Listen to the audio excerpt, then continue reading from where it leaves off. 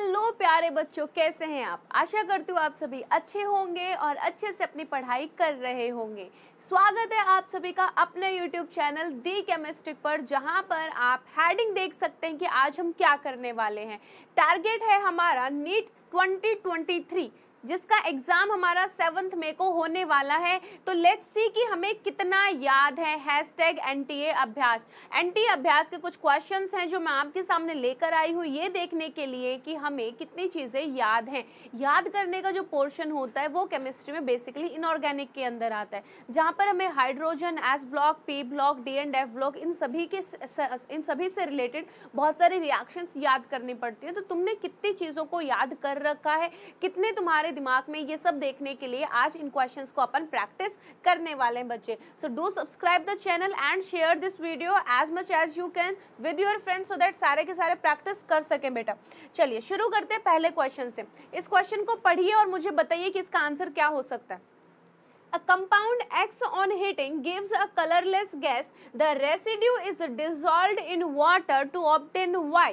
Access CO2 पास की गई Y से when Z is formed, उस टाइम पर Z बना, और Z को जब हमने नॉर्मल हीट किया तो उसने हमें वापस से क्या दिया बच्चे, X प्रोवाइड किया। तो जल्दी से बताएंगे कि हमारा कौन सा ऑप्शन सही होगा। देखो ऑप्शन से मुझे पता चल रहा है कि ये सारे के सारे कार्बोनेट और बाइकार्बोनेट का खेल है, यानी कि इधर जो कलरलेस गैस निकल रही है वो कौन सी निकलेगी, CO2 गैस निकलेगी।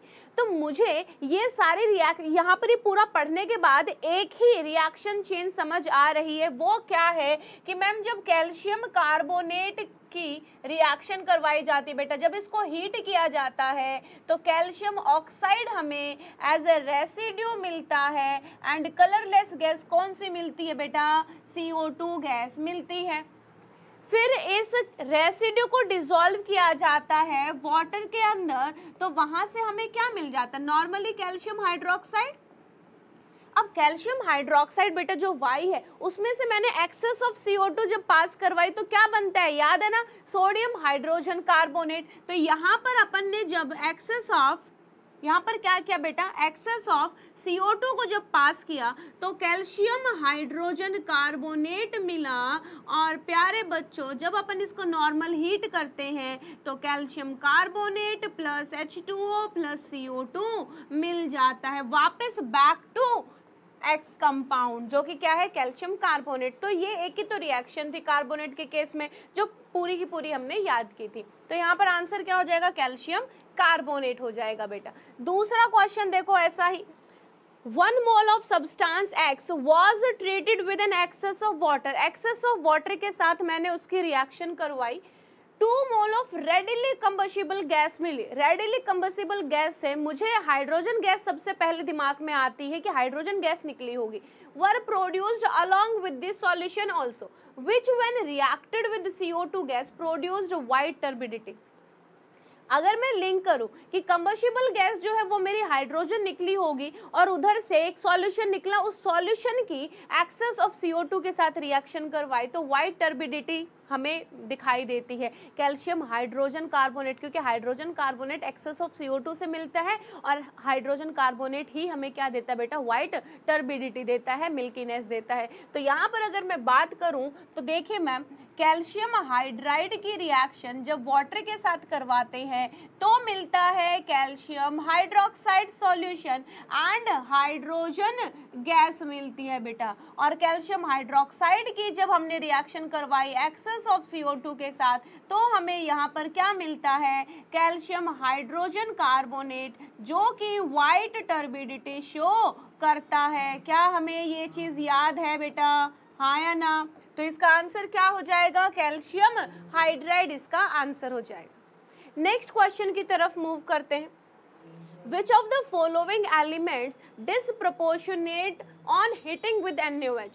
इनकी रिएक्शन अगर मैं सोडियम हाइड्रोक्साइड के साथ करवाती हूँ तो बताइए जरा कि कौन कौन से एलिमेंट डिसप्रोपोर्शनेट होंगे।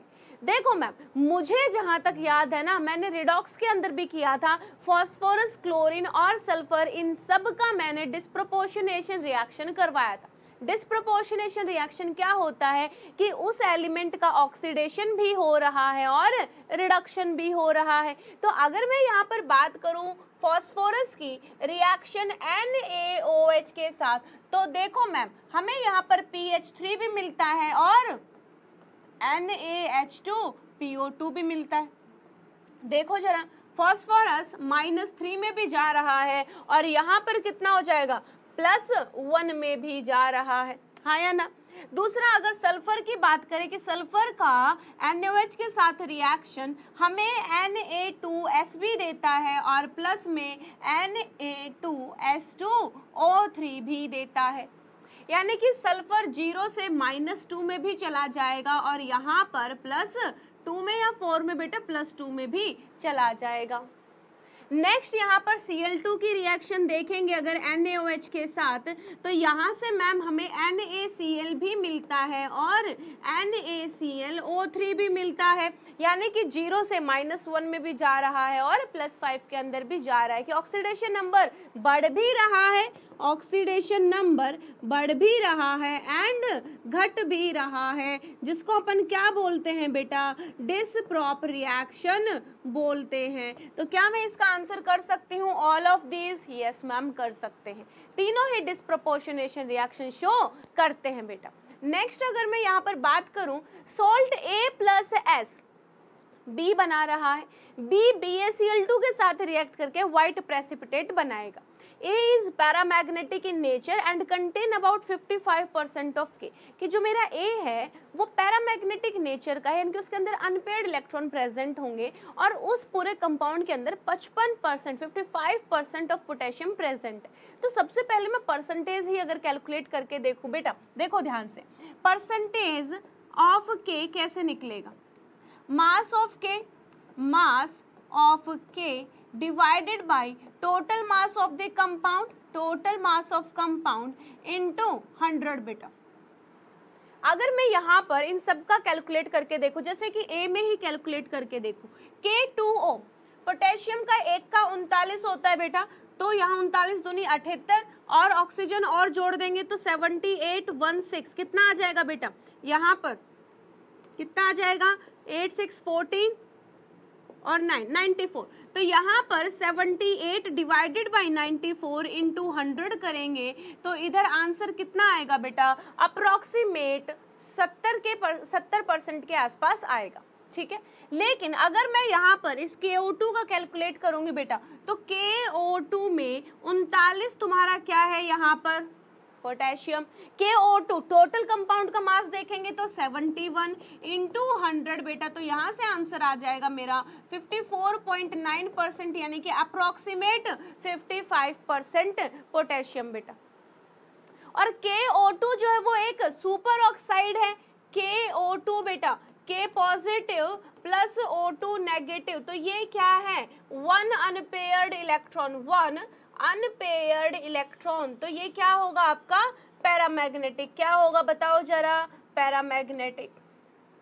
रिएक्शन देख लेते हैं, KO2 की रिएक्शन सल्फर के साथ अगर हम करवाएंगे तो उधर से मुझे K2SO4 मिलता है और उसकी रिएक्शन अगर BaCl2 के साथ करवाएंगे तो बेरियम सल्फेट, जो कि व्हाइट PPT देता है बेटा, क्या देता है, व्हाइट PPT देता है। तो यहाँ पर आंसर हमारा क्या हो जाएगा, सी ऑप्शन। तो सबसे पहले हम इनकी परसेंटेज कैलकुलेट करके ही देख लेंगे तो हमें आइडिया मिल जाएगा कि KO2 के अंदर ही केवल पोटेशियम 55% है बच्चे। डन।